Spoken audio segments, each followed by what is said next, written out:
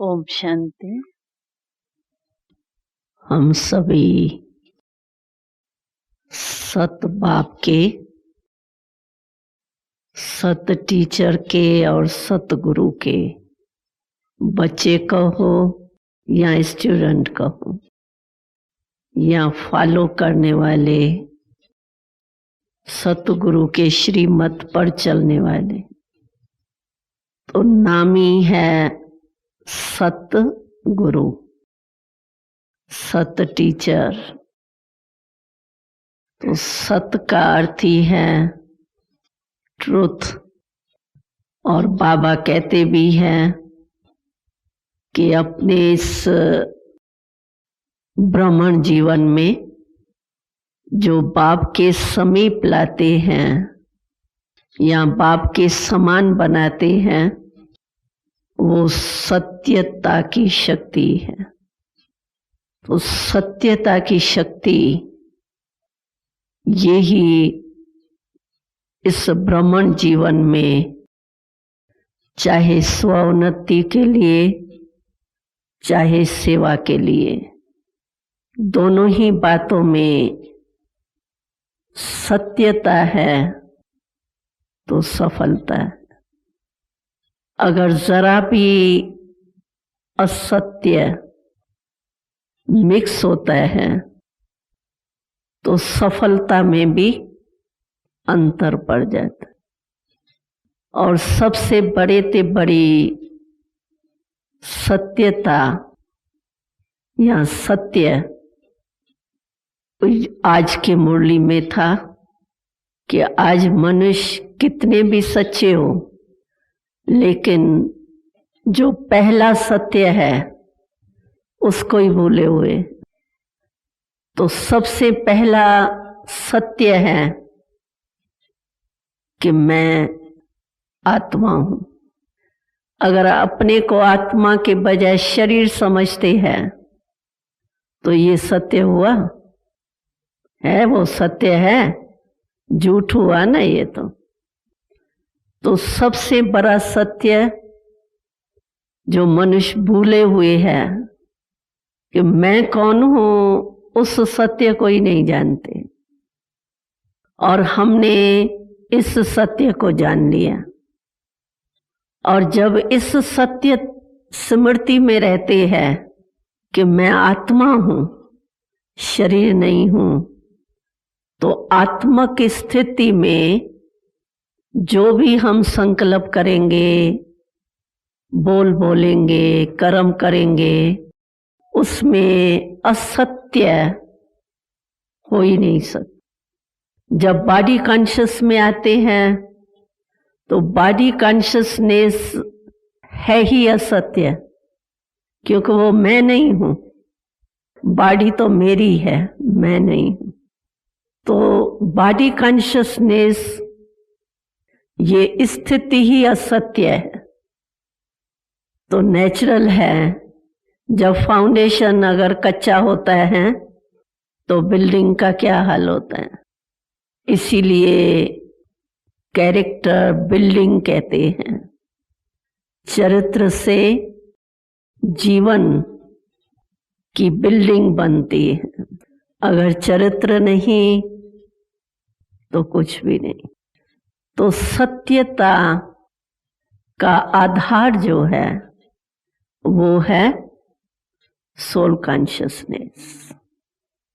और जब soul consciousness होते हैं तो सोल कॉन्शियसनेस में, आत्मक स्थिति में, स्वयं परम पिता परमात्मा के यानी गॉड कॉन्शियसनेस के और कोई कॉन्शियसनेस है ही नहीं। आत्मा के लिए है ही क्या? परमात्मा के सिवाय और कुछ है? क्योंकि ये अगर देखा जाए तो तीन बातें बाबा कहते हैं। एक पहले देह, और दूसरा देह के समन, और तीसरा देह के पदार्थ।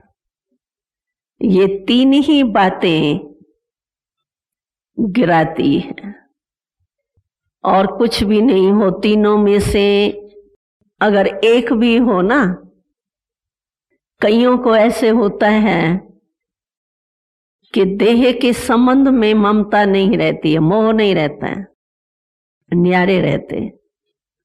लेकिन पदार्थ, देह के जो पदार्थ हैं उसमें ज्यादा बुद्धि रहती, और कईयों की फिर पदार्थ में भी नहीं रहती, संबंध में भी नहीं रहती, लेकिन अपने देह में बहुत रहती। अपने स्वभाव के वश, अपने संस्कार के वश, अपने ही जो देह के प्राप्ति है उसी में ही बुद्धि का योग लगा हुआ होता है। तो जब सोल कॉन्शियस हो जाते हैं तो न है देह और न है देह के बाद जो संबंध और पदार्थ है, वो है ही नहीं। तो पहला सत्य का फाउंडेशन, सत्यता की शक्ति का फाउंडेशन हुआ सोल कॉन्शियसनेस। और आत्म अभिमानी बनने से नेचुरल है हम बाबा के याद में सहज ही रहते, याद करने की मेहनत नहीं करनी पड़ती है। लेकिन आत्मा के लिए और कोई है ही नहीं सिवाय परमात्मा के। ये जो भी मेरा मेरा है वो देखो देह और देह के संबंध में विस्तार है।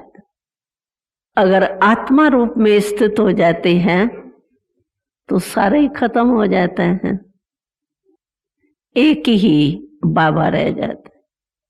तो इसीलिए सत्यता की शक्ति का पहला फाउंडेशन है सोल कॉन्शियसनेस। और अगर हम इस कॉन्शियस में रहते हैं तो ऑटोमेटिकली हमारे ऊपर दूसरे के असत्य का भी प्रभाव नहीं पड़ सकता। क्यों? कि सत्यता की शक्ति, सत्यता है रोशनी और असत्य है अंधकार। तो रोशनी के आगे अंधकार नहीं रह सकता है। सत्यता की शक्ति अगर हम देखें तो दूसरे शब्दों में पवित्रता का संबंध सत्यता से, क्योंकि जहां सत्यता होगी ना तो सत्य माना ही स्वच्छ, जो सच्चा होगा वो स्वच्छ जरूर होगा। जैसे सच्चा सोना, सच्ची चीज जो होगी उसमें मिक्स नहीं होगा तो स्वच्छ होगा। जो सच्चा सोना होता है उसमें अलय नहीं होता है, और जब अलय मिक्स होता है तो कैरेट बन जाता है, 15 कैरेट, 16 कैरेट, 22 कैरेट मिक्स हो जाता है ना। तो जहां सत्यता होगी वहां स्वच्छता होगी, यानी पवित्रता होगी। तो सत्यता की शक्ति वाले पवित्रता को अपनाना, उसमें कोई उनको मेहनत नहीं लगेगी, क्योंकि सत्यता पवित्रता का बहुत कनेक्शन है। अभी हमको सत्यता इस ब्राह्मण जीवन में क्या चाहिए? क्योंकि कई ऐसे सरकमस्टेंस होते हैं जिसमें कहते हैं कि मैं तो सच्चा हूं, लेकिन आजकल असत्य की जय दिखाई देती है बाहर से और सच्चे की हार दिखाई देती है। तो जब ऐसे सरकमस्टेंस हमारे सामने आते हैं तो अगर मैं सच बोलती हूं तो और ही मेरी हार हो जाती है, और जो झूठ बोलता है वो बहुत अच्छे शान मान में आगे बढ़ जाता है।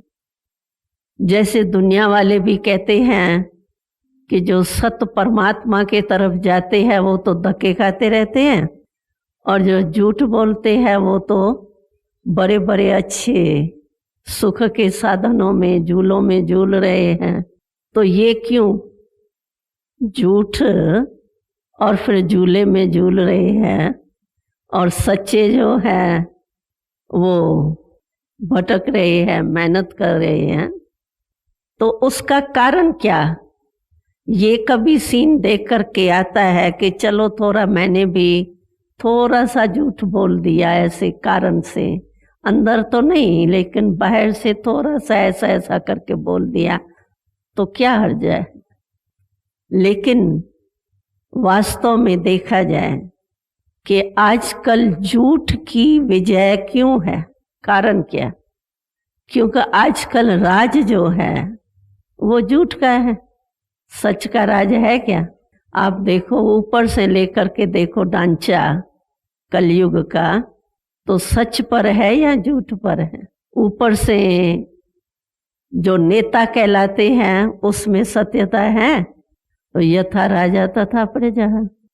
आज के दुनिया में कहेंगे कि झूठ तो झूठ सच की रति भी नहीं है, और झूठ को ही सत्य सिद्ध कर देते हैं। और जो झूठ सिद्ध करने वाले होते हैं ना, वो बहुत होशियार होते हैं, और जो सच्चे होते हैं ना वो भोले भाले होते हैं। तो जो सच्चे साफ दिल वाले होते हैं ना, और वो झूठ बोलने वाले बड़े होशियार होते हैं ना, इसीलिए वो सत्य दब जाता है और झूठ उस समय बहुत अच्छे रूप में दिखाई देता है। लेकिन वास्तव में झूठ का राज होने के कारण झूठ बोलने वालों को, क्योंकि जिसका राज होगा उसको थोड़ा बहुत तो सुख मिलेगा ना। कलयुग में है ही झूठ खंड, झूठ का राज, तो सुख मिलता है उन्हों को। लेकिन ये सुख क्या होता है? मानो झूठ बोलने वाला अपने को उस समय मान में, शान में आगे भी कर देता है, लेकिन वो थोड़े समय का होता है, सदा नहीं चल सकता है। हमारा जो सत्यता की शक्ति है, वो सत्यता की शक्ति से जो प्राप्ति होती है वो सदा काल की होती है, और असत्य से जो प्राप्ति होती है क्योंकि झूठ का राज है। लेकिन ये राज कितने समय तक है? जाने वाला ही है ना, कि रहने वाला है? जाने वाला है। तो जब झूठ खंड ही खत्म होने वाला है, तो झूठे कहाँ जाएंगे? रहेंगे या जाएंगे? तो अल्प काल के लिए समझो वो झूले में झूल रहे हैं, झूठ वाले बहुत मौज मना रहे हैं, लेकिन वो अल्प काल के झूले में झूल रहे हैं, और सत्यता के शक्ति वाले किस में झूलते हैं? उन्हों के लिए कौन सा झूला है? अति इंद्रिय सुख का झूला। तो अति इंद्रिय सुख का झूला और ये थोड़े टाइम का झूला, कितना फर्क है। और दूसरी बात, तो अति इंद्रिय सुख का झूला अच्छा या सोने चांदी का झूला अच्छा? अति इंद्रिय सुख का ना, वो अविनाशी है और वो विनाशी। और दूसरी बात आप देखेंगे कि जो असत्य होता है ना, झूठ होता है ना, वो बाहर से भले कितने भी होशियारी से अपने को ठीक रखे, लेकिन दिल जरूर खाती है। उसके दिल में खुशी नहीं होगी, दिल में वो पाप जो है ना वो खाता रहता है।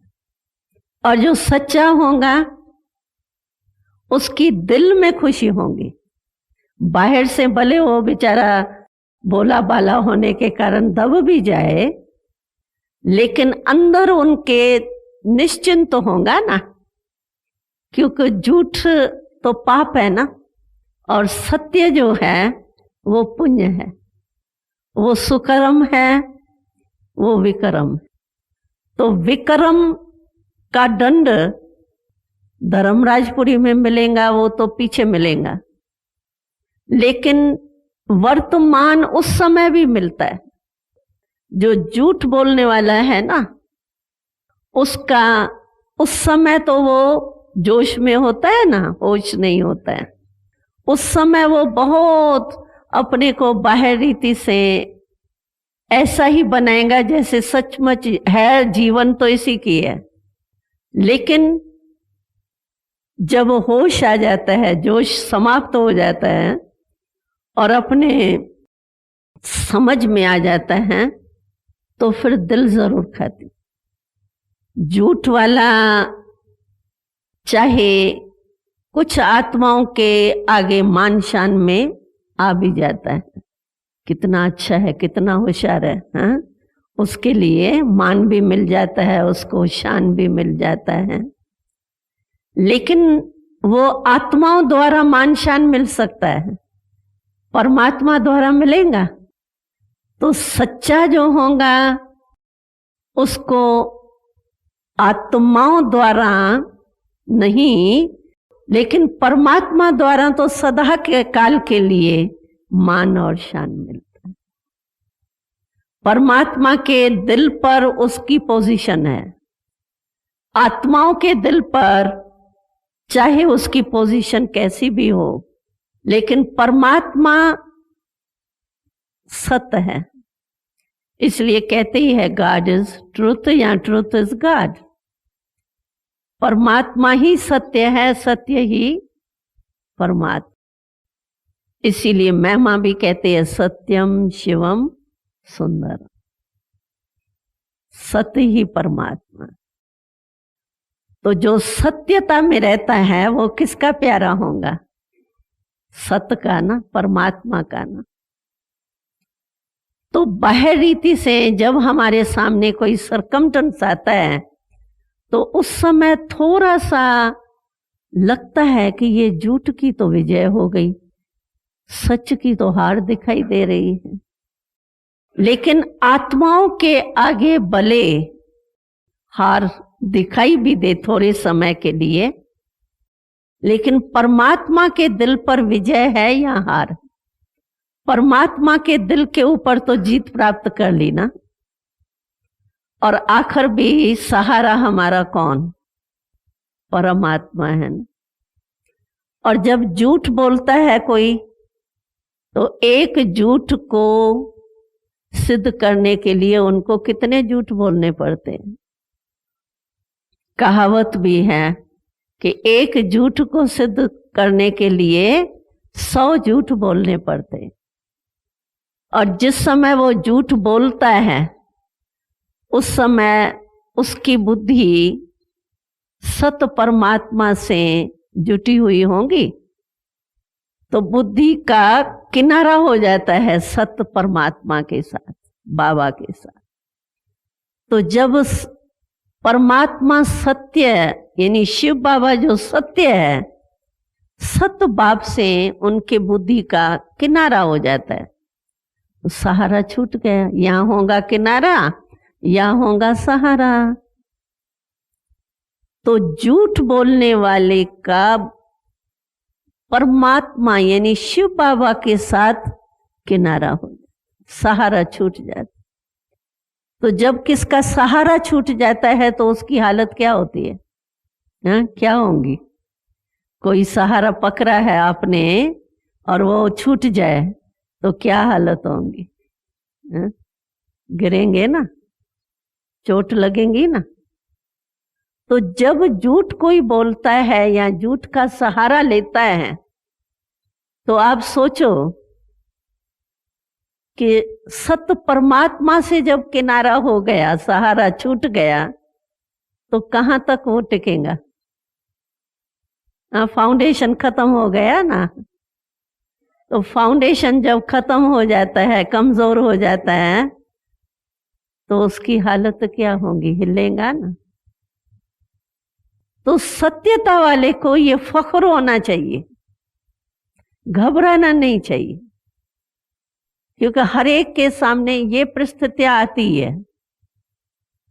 झूठ बोलने वाले बातें बना करके आपको डाउन करेंगे, चलो दादी दीदी को भी जाके झूठ सुना देवे, लेकिन शिव बाबा को तो नहीं बदल सकते ना। हाँ? उसको बदल सकते हैं। और शिव बाबा का सहारा अगर हमारे अंदर है तो बस वो ही तो सहारा काम में आने वाला है ना। कितने भी सहारे हो, शमशान तक भी मनुष्य कहते हैं कि जब अर्थी जाती है तो 4-6 कंधा लगा के चिता तक तो पहुंचा देते हैं, लेकिन उसके आगे कौन जाता। चलो आप लोगों में बॉक्स बना करके खड्डे में रख देते हैं, पता नहीं क्या कुछ करते हैं, तो भी चलो बॉक्स को उठा करके खड्डे में रखा। आत्मा के साथ कौन गया? उसके साथ तो कोई 4-6 लोग नहीं जाएंगे ना, वो तो यहां तक ही पूरा हुआ ना, बॉडी तक। तो आत्मा का सहारा कौन? शिव बाबा ना। और शिव बाबा सत्य है, तो वो सहारा किसको देंगे, सत्य को या झूठ को? तो अगर हमारे में सत्यता की शक्ति है तो हम आर्टिफिशियल झूठ के पंप शो को देख करके कभी भी घबराएंगे नहीं, क्योंकि झूठ का पंप शो होता है। अभी देखो झूठी ज्वेलरी जो होती है वो कितनी चमकती है, सच्ची ज्वेलरी इतनी नहीं चमकेंगी। लेकिन आजकल झूठी ज्वेलरी कितनी, झूठी चीज पैकिंग देखो आजकल, झूठ की कितनी पंप शो है। चीज होंगी अंदर पता नहीं क्या, लेकिन पैकिंग इतनी शो ही करते हैं। जो होता वास्तव में जैसी चीज है वैसी पैकिंग नहीं होती है, चीज और ही घटिया होती है और पैकिंग बहुत बढ़िया होती है। तो आज झूठ का टाइम है, राज है, तो झूठ की चमक देखो कितनी है और सत्य की चमक जो होंगी वो कम होंगी। लेकिन मूल्य किसका? मूल्यवान कौन? सच्चा या झूठा? कौन? सभी सुन रहे हैं ध्यान से या थोड़ा सा टाइम ऐसा है? सुन रहे हैं सभी? तो इसीलिए हम लोगों को क्या होना चाहिए, अपने सत्यता पर अटल रहना चाहिए। ये समझना चाहिए कि ये आर्टिफिशियल पंप शो है, लेकिन मूल्य नहीं है इसका। कोई भी झूठी चीज शोई चीज होंगी। अच्छा पैकिंग ही देखो, अभी पैकिंग को आप क्या करेंगे, रख देंगे कि वेस्ट पेपर बॉक्स में डाल देंगे चीज निकाल के? आजकल तो हमने देखा फॉरेन में ज्यादा कचरा होता ही है पैकिंग का। ज्यादा डस्टबिन जो बढ़ता है वो किसे? पैकिंग से। तो इसीलिए हमको समझना चाहिए कि मूल्य नहीं है इसका, मूल्य अस्थाई होता है और बाहर का शो टेम्पररी। तो असत्य की जो शक्ति होती है ना, वो समझो आर्टिफिशियल पंप शो है, और सत्यता की शक्ति जो है वो सदाकाल, वो मूल्यवान है। क्योंकि मूल्य की चीज देखो, कोई भी टाइम सोने को आप बेचने जाओ तो फिर भी आपको मिलेगा, चांदी को बेचने जाओ कुछ मिलेगा, और आर्टिफिशियल ज्वेलरी को बेचने जाओ तो मिलेगा कुछ? कहेंगे डस्टबिन में डाल दो। तो परमात्मा के पास मूल्य किसका है?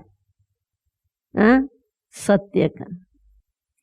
इसीलिए कितनी भी बातें हमारे सामने हमको असत्य के संग वाले असत्य के तरफ खींचेंगे तो सही। वो भी कहते हैं ना, अरे देखो ब्रह्मा कुमारी अभी यहां तो सारे सुख के साधन छोड़ दिए और भविष्य का सोच रहे हैं। भविष्य किसने देखा है? अभी तो मौज मना लो कहते हैं ना सभी आप लोगों को, लेकिन ये मौज है या मूंझना है। और प्रैक्टिकल में आप लोगों ने भी अपने जीवन का अनुभव किया है कि जब जूठ खंड में थे तो मौज तो मनाते थे, जाकर के थोड़े टाइम के लिए मौज तो मनाते हैं, लेकिन मौज के बाद क्या होता है? अच्छा, क्लब में गए, डांस करके आए, उस समय तो मस्ती में मस्त होते हैं, कुछ नहीं सूझता है। खाना खा के आए होटलों में जाके, बड़े बड़े में, पाम शो का खाना तो होता ही है, अंदर पता नहीं क्या होता है। वो नहीं, एक वो सुनाते हैं, तो एक आदमी की बात सुनाते हैं कि एक आदमी था, तो वो एक होटल में गया। उस होटल में बहुत वैरायटी उसको खिलाई गई, होटल में बहुत वैरायटी। तो उसने कहा आपकी होटल बड़ी अच्छी है, और होटल में इतनी वैरायटी नहीं मिलती है, आपके होटल में इतनी वैरायटी, तो बहुत अच्छी होटल है। तो उसने हंस के कहा कि जो सभी होटलों में जो बचता है ना, वो सब तो इसलिए वैरायटी तो होगी ना। तो इसी रीति से हाल आजकल ऐसा ही है होटलों का। तो आर्टिफिशियल जो असत्य है उसमें क्या होगा? इसीलिए वो मौज है, बाहर से लगता है मौज, लेकिन अंदर बस डांस पूरी हुई, क्लब से घर में आए तो कोई ना कोई परिस्थिति ऐसी होगी, वो डांस वहीं रही और परिस्थिति में मूंझ गए। तो अभी अभी की मौज है और अभी अभी मूंझना है। और बाबा के जब सत्यता की शक्ति आई तो क्या हुआ? अभी मूंझते हैं किस बात में? मूंझते हैं नहीं, मौज ही मौज है। अगर कोई भी बात आए और बाबा के ऊपर दे दो, बाबा आप जानो, आपका काम जाने, दिल से, ऐसे नहीं मतलब के टाइम कहो बाबा अभी आप आओ, नहीं, फिर तो आएगा नहीं। ऐसे भी करते हैं ना, वैसे अपने मौज में रहेंगे, जब मूंझेंगे ना उस समय बाबा को याद करेंगे, हे भगवान अभी सहारा दो। नहीं, ऐसे नहीं। तो ऐसे तो बाबा कहते हैं मतलब के योगी जो है ना, उसको मैं सहारा नहीं देता हूं। जो दिल से प्यार से याद करता है और जो मतलब से याद करता है, तो चलो फिर भी थोड़ा बहुत तो दे देता हूं क्योंकि बाप है, लेकिन सदा नहीं देगा। तो कई ऐसे कहते हैं कि मैं जब भी कोई परिस्थिति आती है बाबा के कमरे में जाती हूँ, बाबा के आगे बहुत बातें करती हूँ, रूहरियान करती हूँ, बाबा ऐसा हो गया, ऐसा हो गया। बाबा मेरा सुनता ही नहीं, पता नहीं मेरे को जवाब देता ही नहीं है, और कहते हैं मेरे को जवाब दिया, बात की, मेरे से बाबा बात ही नहीं करता। क्यों नहीं बात करता? बाबा तो सबके लिए है ना, किसको जवाब देता है, किसको मदद देता है, किसको नहीं देता है, तो बाबा थोड़ी पास खातरी करने वाला है। बाबा के कोई सिकिल दे, कोई एक किलो दे तो नहीं है ना, बाबा के तो सभी सिकिल दे। लेकिन क्यों नहीं बाबा का जवाब मिलता? क्यों नहीं बाबा का समय पर सहारा मिलता? उसका कारण क्या होता है?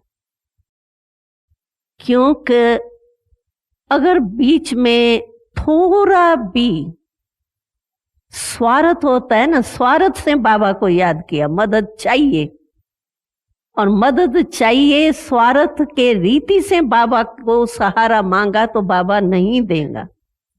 वाह, सच्ची दिल से नहीं, मतलब से याद किया। जब मतलब पड़ा तो बाबा को याद किया, बाकी तो अपने मजे में चल रहे हैं। और बाबा का है मुझे सदा याद करो, और हम मतलब से कभी कभी याद करेंगे तो बाबा क्यों सुनेगा, क्यों सहारा देगा? फिर बाबा भी मजा चखाता है, बाबा कहते हैं चलो अभी अपने आप चल के देख लिया ना, अभी भी देख लो, अभी क्यों मैं मदद करूं। उस समय जब मजे में थे तो उस समय अपने मजे में रहे, अभी जब मूंझते हो तो कहते हो मैं मदद करूं, क्यों, अभी भी करके देखो, कर सकती हो। तो बाबा इसी के कारण जवाब भी नहीं देते, जो बात करते हैं उसका उत्तर भी नहीं मिलता, या समय पर सहारा नहीं मिलता। अगर हम सदा ही बाबा के साथ रहें और सदा ही बाबा को जो भी कुछ मूंझते तब है जब बुद्धि में कोई बोझ आता है, नहीं तो नहीं मूंझते। मूंझने की बात हमारे बुद्धि को क्या करती है, भारी कर देती है ना। और जब बुद्धि भारी होती है ना तब कहते हैं बाबा अभी तो बहुत थक गए, बहुत भारी हो। तो बाबा कहते हैं अभी उठाओ बोझ, अभी भी उठाओ ना, क्यों, पहले उठाया और अभी जब थक गई तो कहती हो बाबा है, पहले उठाया क्यों, क्योंकि बाबा ने तो मना की है, बोझ रखो ही नहीं ना। बाबा ने खुद ऑफर किया है कि मैं तुम्हारे सारे बोझ उठाने के लिए आया हूं। फिर भी हम अगर अपने ऊपर बोझ रख देते हैं तो बाबा क्या करे, कहते चलो। कोई बच्चा जिद करता है नहीं नहीं मैं ये करूंगा, क्या करती है माँ, कहती है करके देखो, खुद ही गिरेगा, देख लेना, चोट खा लेगा, सीख जाएगा, करते हैं ना ऐसे। तो बाबा भी थोड़ा मजा चखाता है, फिर देखता रहता है साखी होके। लेकिन अगर हम जैसे बाबा कहते हैं वैसे चलें तो कभी भी हम मौज में नहीं रहें, ये हो ही नहीं सकता। क्यों कि बाबा ने हमारी सारी जिम्मेवारी ले ली। मन भी कह दिया मेरा है, तन भी मेरा बाबा का हो गया और धन भी बाबा का हो गया। जब तन मन धन सब बाबा का हो गया तो बाबा जिम्मेवार है या हम जिम्मेवार? बाबा जिम्मेवार है ना। लेकिन कहां कहां हम देते हैं, कहने में आता है कि हमने मन दे दिया, लेकिन बना के मेरा रखा है अपना। कल भी वहां दादी ने भी क्वेश्चन सुनाया ना, तो मन क्यों मूंझता है, मन क्यों बीमार होता है? कहने में आता है कि मैंने सब कुछ दे दिया, लेकिन प्रैक्टिकल में नहीं होता है।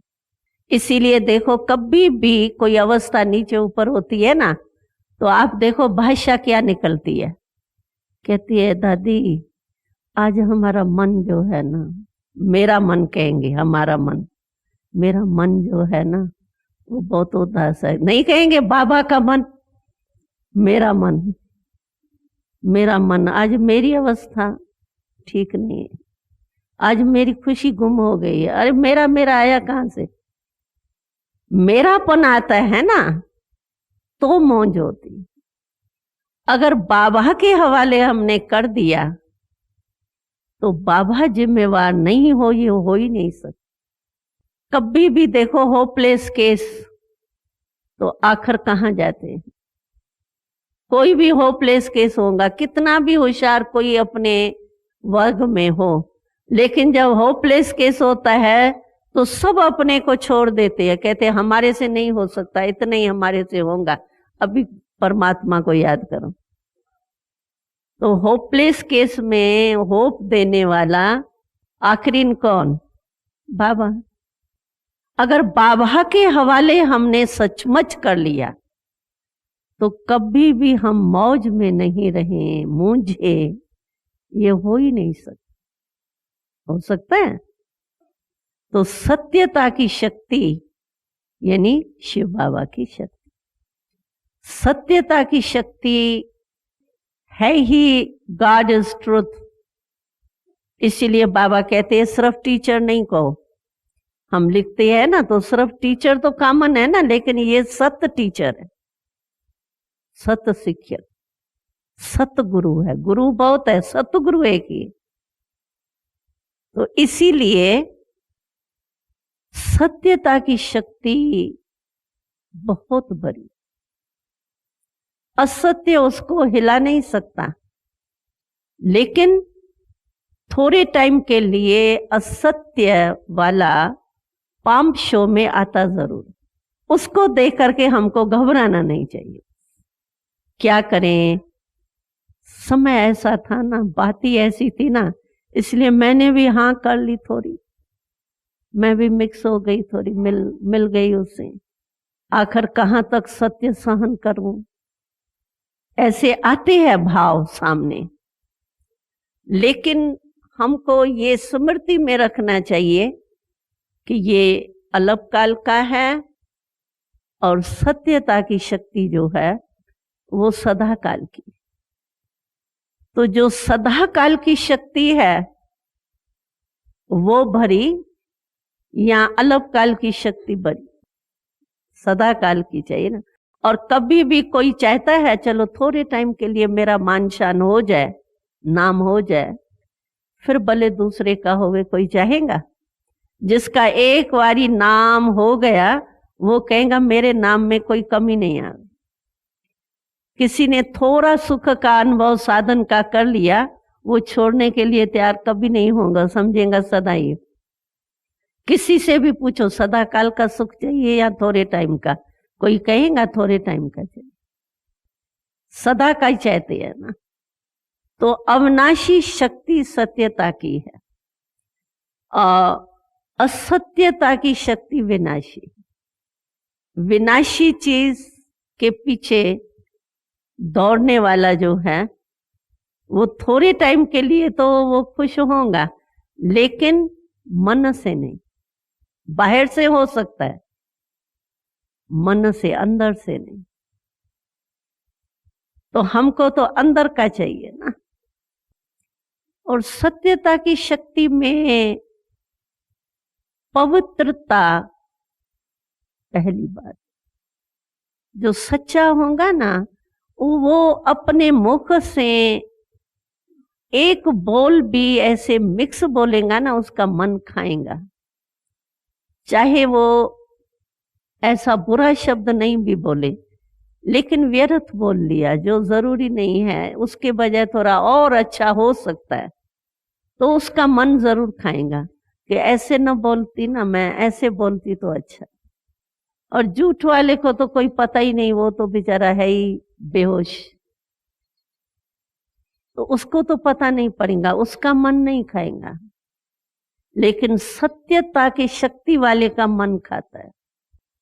झूठ वाले का खाएगा, लेकिन उस समय नहीं, उस समय वो झूठ के वश है ना, उस समय तो वो बड़ा अपने को अवमान में समझेगा, बस मेरी जीत हो रही है। लेकिन आखिर भी आत्मा का ओरिजिनल रूप जो है वो तो सतचित आनंद स्वरूप कहते हैं ना। सत बाप के बच्ची है ना आत्मा, फिर भी बच्चे है ना, इसीलिए वो कुछ टाइम के बाद उसके मन खाता है, उस समय नहीं खाता। तो इसीलिए कभी भी असत्यता के प्रभाव में नहीं आना। इसलिए बाबा के मुरली में आता है, सिंधी में कहते हैं, बाबा कहते थे,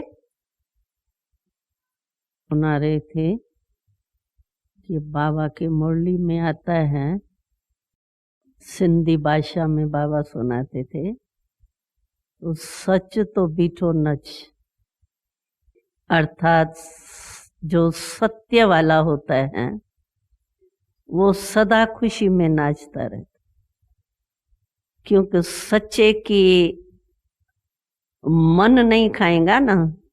मन खाता है माना बोझ मन में फील होगा, तो भारी चीज कभी भी भारी होगा तो नाचेगा नहीं, हल्का जो होगा वो नाचेगा। तो इसीलिए बाबा कहते थे जो सच्चा होगा ना वो सदा दिल में नाचता रहेगा।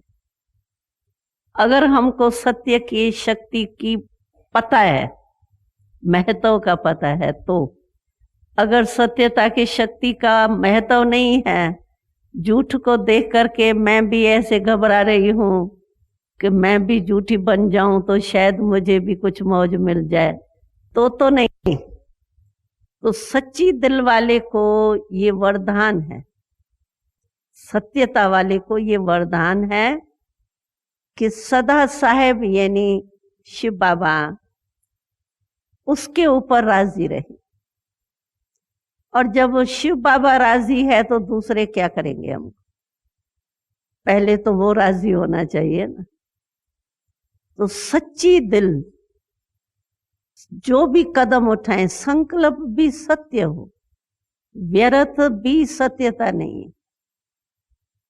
अगर व्यर्थ आता है तो समझो मिक्स है, और अगर बुरा बहुत होता है तो समझो बिल्कुल ही झूठ है। तो मिक्स भी नहीं चाहिए।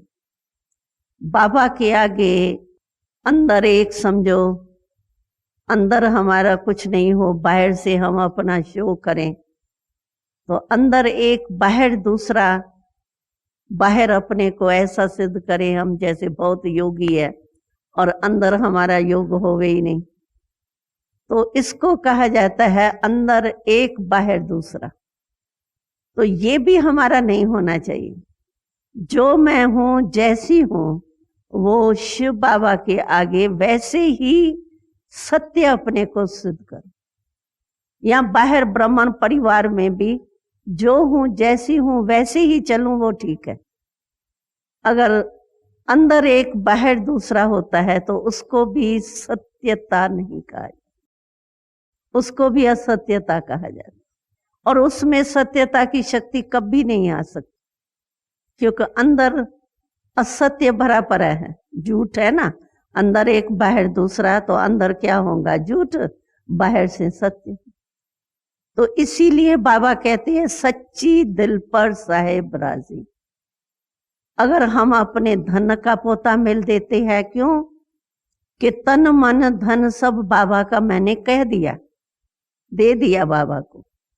अभी बाबा ने हमको वापस दिया है, बाबा के तरफ से हम कार्य में लगा रहे। तो जिसके तरफ से कोई चीज यूज की जाती है तो उसी के प्रमाणी की जाती है ना। जैसे ट्रस्टी लोग हैं, तो ट्रस्टी लोग जो मालिक कह के गया, जिस विधि से उसको यूज करना है, जो कह के जाता है, उसी अनुसार ही ट्रस्टी चलेंगे ना। अगर ऐसे नहीं चलते तो वो कहते हैं ये ट्रस्टी नहीं, ये अमानत में खयानत करने वाला है। तो इसी रीति से बाबा को जब हमने अपना तन मन धन दे दिया, तो अभी बाबा ने सेवा के लिए हमको ये दिया है।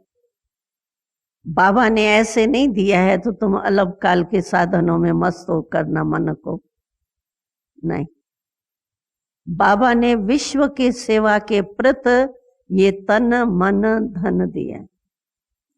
अगर मानो आप अपनी कमाई कमा रहे हो, कोई यज्ञ से भंडारी से नहीं लेते हो, लेकिन अपने पे लेते हो, काम करते हो और पे लेते हो, लेकिन आप ये लौकिक जाप भी किसके डायरेक्शन से कर रही हो?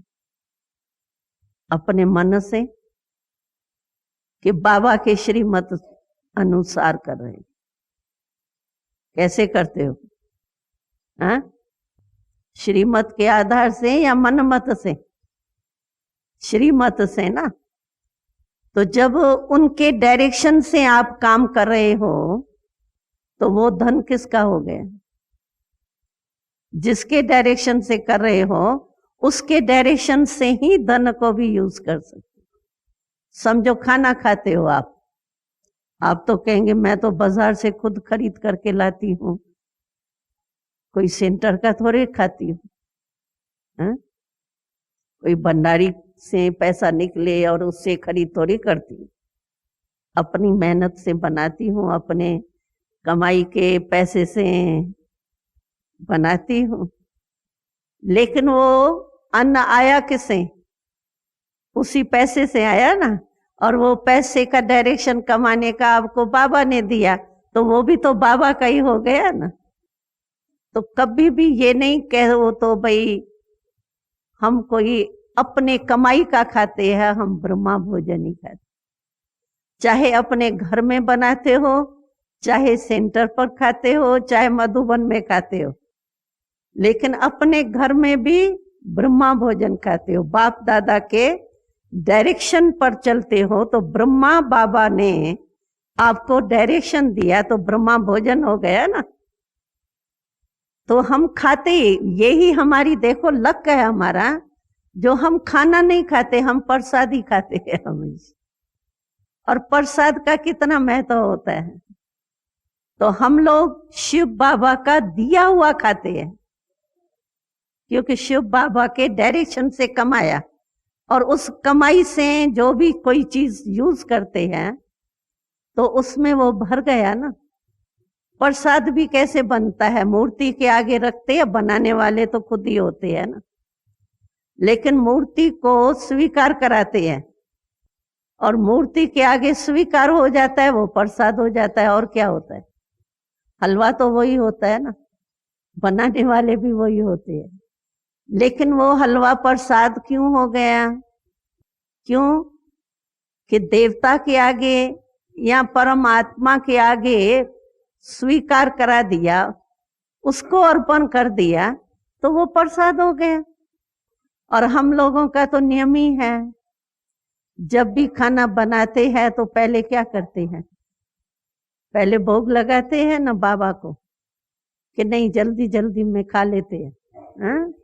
नहीं, अगर जल्दी भी हो, कहीं ऐसे माताएं कहती है कि बच्चों को समझो स्कूल में जाना है, अभी उनका टाइम हो गया, और सब्जी जो है वो उसी समय ही तैयार हो सकती है, उसको 5 मिनट भी लेट नहीं कर सकती है मानो, तो भी हमको बाबा के भोग का निकाल करके, चलो भोग लगाने का टाइम आपको नहीं मिले, लेकिन पहले बाबा का हिस्सा अलग निकाल के फिर बच्चे को भले दो। पहले बाबा का जरूर हिस्सा नहीं, उसमें तो टाइम नहीं लगता है ना। एक करछी से बाबा का निकालो, दूसरी करछी बच्चे को दे दो, उसमें तो टाइम नहीं लगेगा ना। या कई बार ऐसे होता है बहुत देरी होती है, लेकिन फिर भी अगर थाली में भी और कुछ नहीं, तो थाली में भी विधि प्रमाण आप भोग लगा के खाते हो, तो भी बाबा को ऑफर किया तो प्रसाद हो। वैसे होता नहीं है, ऐसे कभी कभी की बात कोई इमरजेंसी हो, लेकिन हम खाते ही प्रसाद है, क्योंकि जो भी हम खाते हैं वो पहले एक तो शिव बाबा का दिया हुआ ही है, और दूसरा फिर पहले जिसने दिया उसको जरूर स्वीकार कराया जाता है। ये स्नेह होता है, कोई कोई चीज देता है तो हम समझते हैं इसको भी रिटर्न दें, ऐसे ही नहीं लेके रख दें, होता है ना ये। तो देने वाले दाता को स्वीकार तो कराना चाहिए ना। तो हम तो बड़े लकी है जो हम खाते ही प्रसाद, खाते ही ब्रह्मा भोजन, और अन्न का मन पर प्रभाव तो पड़ता ही है ना। और हमारा मन तो वैसे ही बाबा को दे दिया, और बाबा का दिया हुआ यूज कर रही हूं, ये स्मृति अगर हमको है, बहुत अवस्था अच्छी रहेगी। कभी मन नीचे ऊपर नहीं होगा, उड़ेगा जरूर, आगे उड़ेगा तेज रफ्तार से, नीचे नहीं जाएंगे, क्योंकि ये मेरापन जो है ना, वो ही मन को मैला करता है। मेरा मन, मेरा नाम नहीं, मेरा शान नहीं, मेरे को कोई पूछता नहीं। इतनी सेवा करते, इतना कुछ करते, फिर भी कोई देखता ही नहीं, पूछता ही नहीं, पानी भी नहीं पिलाता कोई। ये मेरापन आ जाता है ना, तो मैला कर देता है। एक बारी बाबा ने बहुत अच्छी बात सुनाई। कोई भाई ने आके बाबा को कहा, बाबा मेरे को पानी भी नहीं पूछते, इतनी सेवा करके आता हूँ, चलो बाहर वाला भी कोई आवे उससे भी पानी पूछा जाता है, मेरे को हमारी ब्राह्मणी पानी भी नहीं पूछती। तो बाबा ने कहा, मैं पूछ लेता हूं ना तुमको। अरे भगवान ने तुमको पूछ लिया, ब्रह्मणी ने नहीं पूछा तो क्या बड़ी बात है, भगवान ने तो तुमको पूछ लिया। जो भगवान के दिल पर है वो सबके दिल पर आपे ही होंगे, आज नहीं तो कल। सत्यता की विजय है ये। थोड़ा सा सत्यता वाले को सहन जरूर करना पड़ता है, क्योंकि झूठ का राज। अभी कांग्रेस का राज है, तो चाहे कितने भी अच्छी बातें दूसरी पार्टी करेंगी, लेकिन मानना किसको पड़ेगा? कांग्रेस को ही मानना पड़ेगा। राज है ना उन्हों का, तो झूठ का राज है, इसलिए थोड़ा सा सत्य वाले को सहन जरूर करना पड़ेगा। लेकिन वो सहन मजबूरी से नहीं करना। कई ऐसे है सहन भी करेंगे, कहेंगे क्या करें, करना ही पड़ता है, मरना ही पड़ता है। अरे मजबूर होके क्यों मरती हो, खुशी से मरो। अगर मरना ही है तो खुशी खुशी से मरो, मजबूर होके क्यों मरते हो। तो सहन भी अगर करते हो तो खुशी से करो। अच्छा, सहन करने में ये जरूर है कि कुछ सुनना भी पड़ता है। झूठ वाला थोड़ा सा ऊंचा भी दिखाई देता है, सत्य वाला थोड़ा नीचे दबा हुआ दिखाई देता है। सहन करने वाले का उस समय तो हार लगती है, लेकिन है वास्तव में जीत। हार में भी जीत है, क्यों कि उसने सहन शक्ति से और बातों को तो खत्म कर दिया, विजय तो प्राप्त कर ली ना। तो मम्मा ने एक बारी बहुत अच्छी बात सुनाई थी, तो मम्मा के आगे ऐसे ही जाके किसने कहा, तो मम्मा मजबूरी नहीं कहा मम्मा क्या करें, बहुत सहन करना पड़ता है। जब से मैं आई हूं तो ये सभी का सहन मैं ही करूं, मुझे ही सहन करना है, और भी तो कुछ करे ना। मैं ही बस वो नहीं इंडिया में कहते हैं मैं ही बलि का बकरा बनूं क्या, दूसरे भी तो बने। तो मम्मा के आगे कहा, तो मम्मा ने कहा सहन भी किया, और सहन करने के बाद तुम ऐसे सहन का बात कर रही हो जैसे पता नहीं कोई दवाई खा के आई हो। अरे सहन से शक्ति बढ़ती है। अगर सहन किया तो तुमने उस आत्मा के कारण सहन किया या शिव बाबा के कारण सहन किया। सामने तो दिखाई ऐसे देता है ना, इसके कारण चलो मेरे को कहते हैं तो मैं ही सहन कर लेती हूँ। देखने में वो व्यक्ति आती है, लेकिन हम व्यक्ति के कारण सहन नहीं कर रहे, हम सहन कर रहे हैं शिव बाबा की श्रीमत है, आज्ञा है कि तुम सहनशील बनो। उस व्यक्ति के कारण या परिस्थिति के कारण मैं सहन नहीं कर रही। किसके कारण करते हैं सहन? शिव बाबा की आज्ञा है ना। तो परमात्मा के आज्ञा को मजबूर होकर के करना है क्या? खुशी होनी चाहिए ना।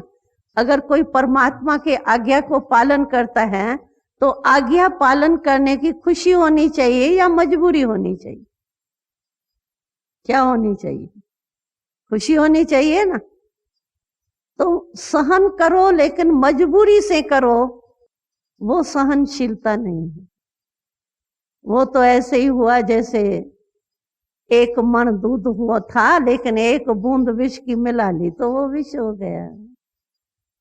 इसीलिए मजबूरी से सहन नहीं करो, उसका कुछ नहीं बनेगा। सहन भी करेंगे और बनेगा कुछ भी नहीं। लेकिन हम सहन कर रहे हैं बाबा की आज्ञा के कारण सहन कर रहे हैं।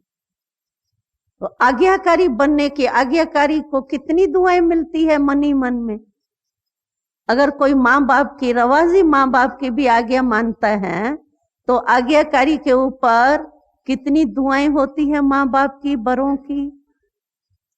तो मैंने बाबा की आज्ञा मानी है तो बाबा की दुआएं मेरे साथ है, इसलिए मजबूर होके सहन नहीं कर, आज्ञाकारी के रूप से सहन भले कर।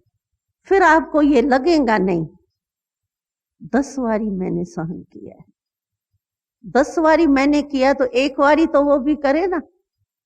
फिर ये दिखाई देगा। अगर मजबूरी से किया ना तो 10 बारी तो मजबूरी से कर लेंगी, 11वां बारी वो जैसे गैस में गुब्बारा बढ़ जाता है ना, तो फटेगा जरूर, वो फिर नहीं टिकेगा, फिर फटेगा तो पूरा ही फटेगा। इसीलिए मजबूरी से सहन नहीं करो, प्यार से। बाबा की आज्ञा है।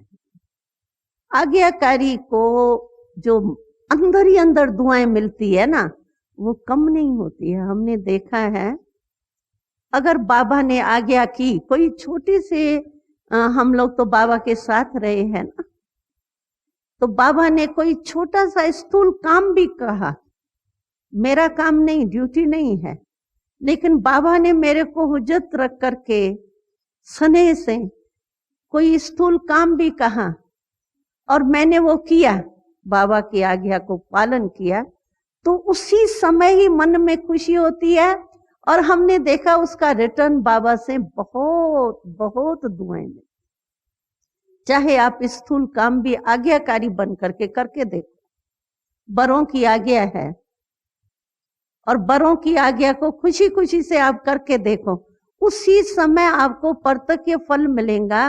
अंदर की जो दिल की खुशी होती है ना, वो जैसे एक खुशी की खान खुल जाती है ना, जैसे थोड़े टाइम की नहीं होती है, लेकिन अंदर की वो खान जैसे कोई निकलती रहेंगी खान से, ऐसी खुशी दुआएं के रूप में मिलती है।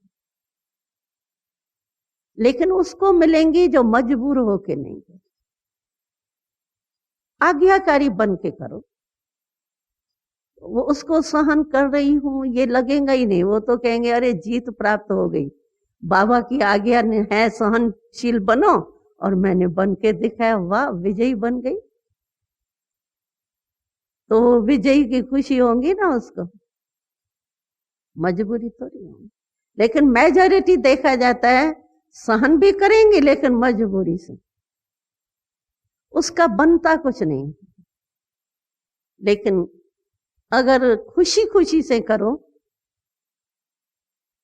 तो बहुत दुआएं मिलती है। और आजकल तो हमने देखा है, अगर खुद खुश रहो और दूसरे को खुशी दो, चलो मुझे कुछ सहन भी करना पड़ा लेकिन मैंने दूसरे को खुशी दी,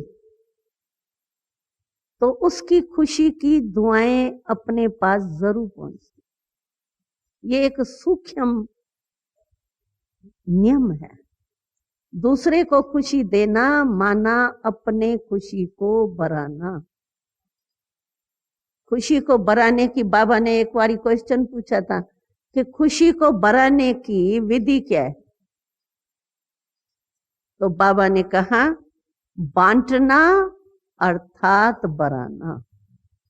जितना बांटेंगे उतनी बढ़ेंगे, जितना संभाल के रखेंगे ना, मेरे पास ही रहे दूसरे को क्या दूं, उतनी कम होती जाएंगी। यूज करना, ये यूज करने की चीज है। यूज करते जाओ बढ़ते जाएंगे। कोई स्थूल चीज थोड़ी है ये जो दे दिया तो 8 से 7 हो जाएंगी, नहीं, ये बढ़ती जाएंगी। तो समझा क्या करना है, हा? सत्यता की शक्ति से कभी नहीं नीचे आना, बिल्कुल अटल अखंड, खंडित नहीं हो। फिर देखो ब्रह्मा बाबा को देखा ना, सत्यता की शक्ति ने हम लोगों को जन्म दिया ना, नहीं तो बाबा के पास तो सारे सन्यासी वगैरह सब आए, कहा आप सर्वव्यापी करके नहीं कहो ना, इसमें क्या है। जैसे दुनिया में चल रहा है, आपके इतने फॉलोअर्स हो जाएंगे, इतने फॉलोअर्स हो जाएंगे, आप सिर्फ सर्वव्यापी नहीं कहो, आप सिर्फ पवित्रता का नियम ऐसा पक्का नहीं करो, कहो थोड़ा टाइम मुकर्रर कर दो। इतने लोग बाबा के पास आए, बाबा ने कहा मैं सत्यता को नहीं छोड़ सकता। तो आज सत्यता की शक्ति ने क्या कमाल करके दिखाई। हम लोग किस शक्ति से आए, हाँ, ब्रह्मा बाबा के सत्यता के शक्ति से ही तो हम खड़े हुए ना। तो जब ब्रह्मा बाबा इतना अटल रहा, कई बाबा के पास आए, बस थोड़ा इसको हल्का करो ना, हम सारी जायदाद आपके यज्ञ में लगा देंगे।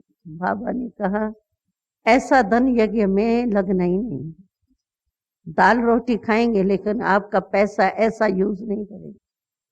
सत्यता की शक्ति है ना ये। हिला क्या बाबा, चलो पता नहीं आगे कुछ नहीं होवे, चलो थोड़ा ढीला कर देता हूँ पवित्रता के नियम को, सर्वव्यापी के चेंज ज्ञान को, हिला। तो ये सत्यता की शक्ति है ना। और सत्यता की शक्ति ने आखिर महामंडलेश्वरों को भी हिला तो दिया है? अभी दादी लास्ट में हरिद्वार में महामंडलेश्वरों ने निमंत्रण दिया था। पहले महामंडलेश्वर इंडिया के इतना नारी जाति से घृणा करते थे, अगर भाषण का भी मिलेगा ना चांस, कहाँ कोई सन्यासी साथ में होगा, कहेंगे ये हमारे गद्दी पर बैठ के भाषण नहीं कर सकते, नारी जाति हमारे गद्दी पर नहीं बैठ सकती। दूसरी कोई संदली बंदली देंगे बैठने की भाषण की, उनके गद्दी पर कहते थे ये नहीं है। और अभी तो पांव पड़ते हैं। देखो ये सत्यता की शक्ति, कभी भी सत्यता की शक्ति से हिलना नहीं, ठीक है ना। अच्छा, ओम शांति।